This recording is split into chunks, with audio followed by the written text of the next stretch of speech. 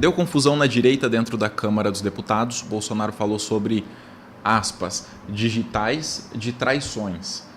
Olha esse vídeo, envolve Nicolas Ferreira, Eduardo Bolsonaro, Carlos Bolsonaro, Marcel Van Hatten. Eu sei a responsabilidade que me espera e sei também que ninguém faz nada sozinho.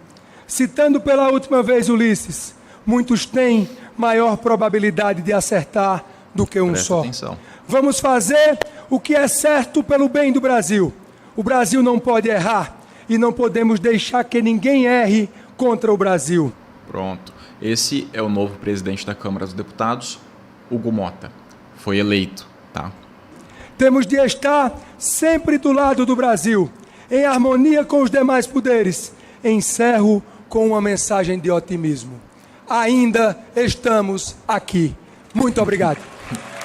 Para quem não entendeu, é uma fala sobre o filme Ainda Estou Aqui, que começou a bombar lá fora, e fala sobre a ditadura, não perdoar o que aconteceu. E foi tirar foto com o Lula, o novo presidente do Senado Federal, Davi Alcolumbre, e novo presidente da Câmara dos Deputados, Hugo Mota. Qualquer impeachment de ministro do STF, anistia, soltar aquele pessoal que foi preso, soltar os patriotas do 8 de janeiro, tudo depende deles, passa por eles. Começa no Hugo Mota e conclui no Davi Alcolumbre. Agora a gente tem esse maravilhoso vídeo. E eu estou aqui junto com o Davi Alcolumbre, eleito presidente do Senado com 73 votos. Estou aqui com o companheiro Hugo Mota, eleito presidente da Câmara com 444 votos. Eu estou muito feliz, porque primeiro sou amigo dos dois, tenho conhecimento do compromisso democrático que os dois têm, e eu quero na frente de vocês dizer para eles que eles não terão problema na relação política com o Poder Executivo. Eu jamais mandarei para o Senado ou para a Câmara um projeto que seja de interesse pessoal do presidente Lula ou de um partido político. Todos os projetos que nós enviaremos para o Congresso, Senado e Câmara, serão projetos de interesse... E não vai anistia nenhuma também, tá? Notar que vocês da imprensa constataram que a democracia foi restabelecida na sua plenitude no nosso querido país. Bom, informação aí do antagonista. O Nicolas correu para se explicar e fez esse...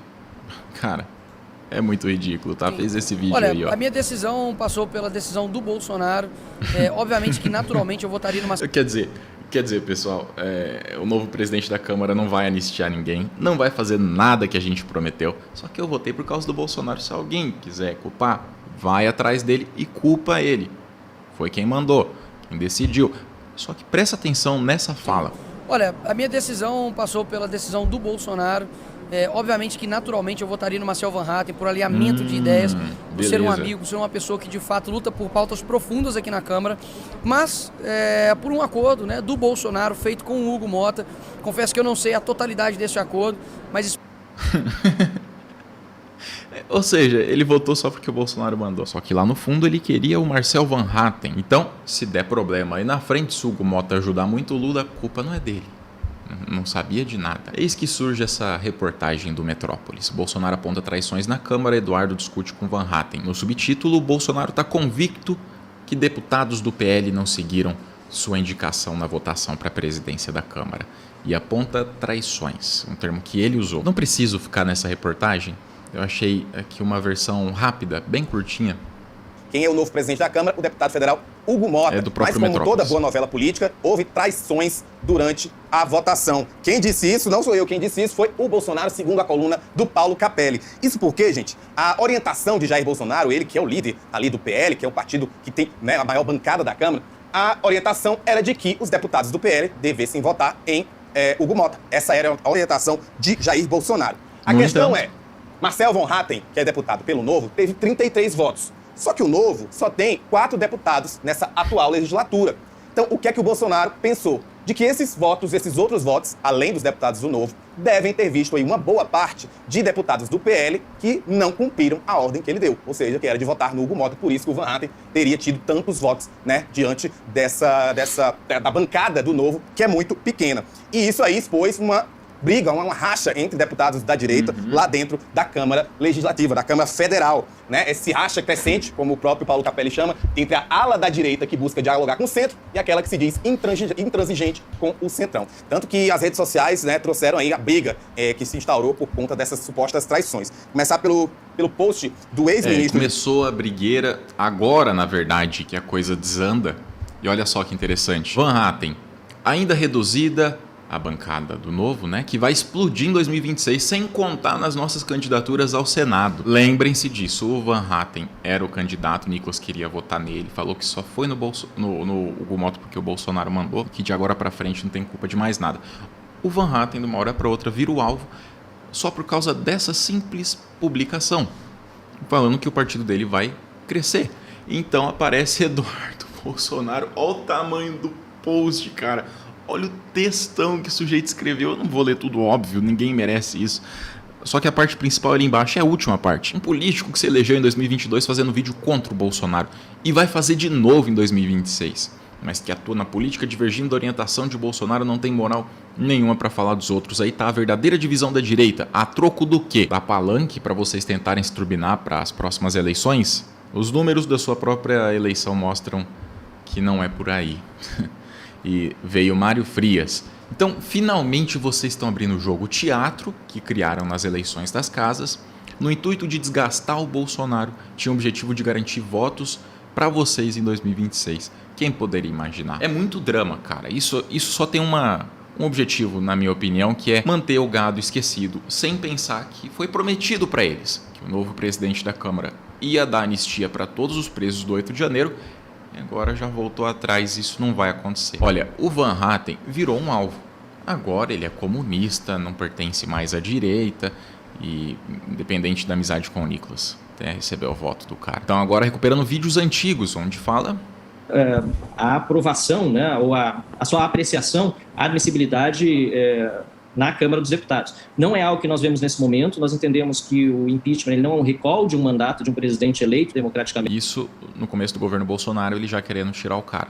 O processo de impeachment é um processo que demanda um crime claramente definido de responsabilidade. Agora, realmente há fatos pretéritos aí e que talvez continuem em andamento no Palácio do Planalto que nos ensejam muita preocupação, como, por exemplo, o uso da ABIN para fins pessoais. Nós, da bancada do Novo, inclusive, fizemos... eles fizeram requerimentos de informação, obtivemos respostas, fizemos novos requerimentos de informação ao Palácio do Planalto, ao Ministério da Economia, à Receita Federal, para entender melhor o assunto, mas entendemos... E, cara, agora ele virou um traidor comunista.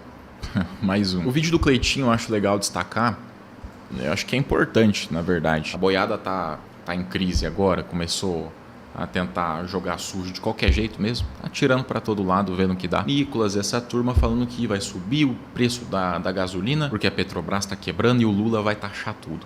Sendo que é simples, a Petrobras registrou o maior valor de mercado da história, exportação recorde, valorização recorde, equilíbrio nas contas da estatal. É só uma mentira, se aproveitando daquilo que eu já contei que ia acontecer, governadores subindo o ICMS para culpar o governo federal.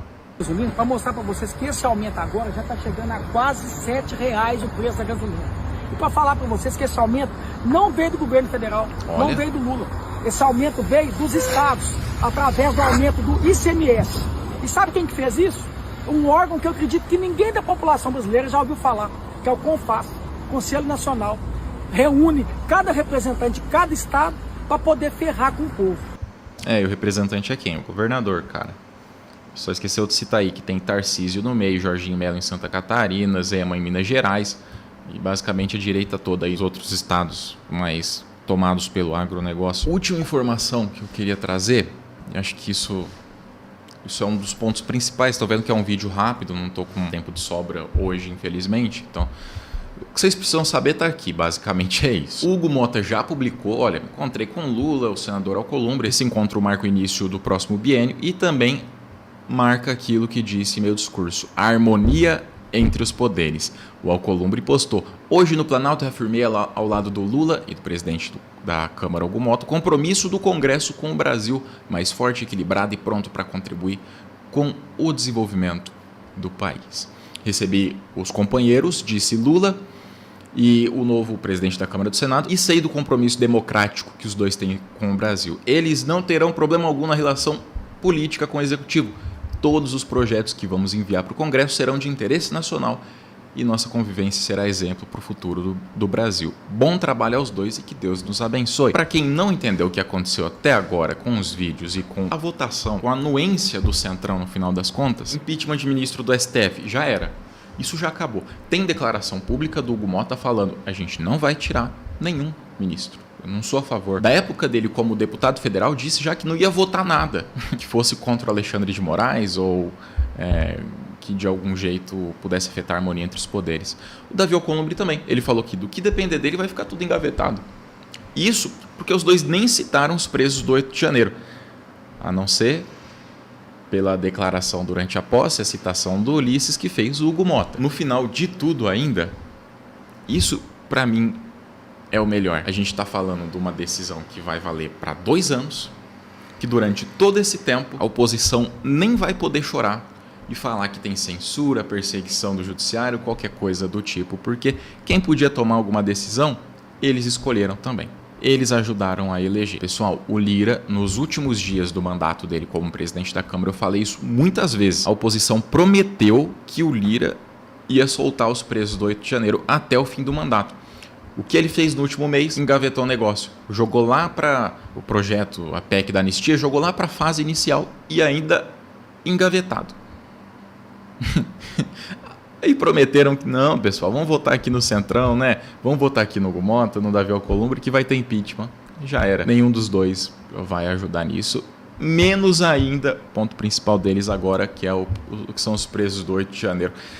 Eu imagino como que deve estar boa a vida do patriota, que fica acreditando nessa turma aí, que tem parente na cadeia. Agora perceber que não vai mudar nada, que eles foram mais uma vez enganados.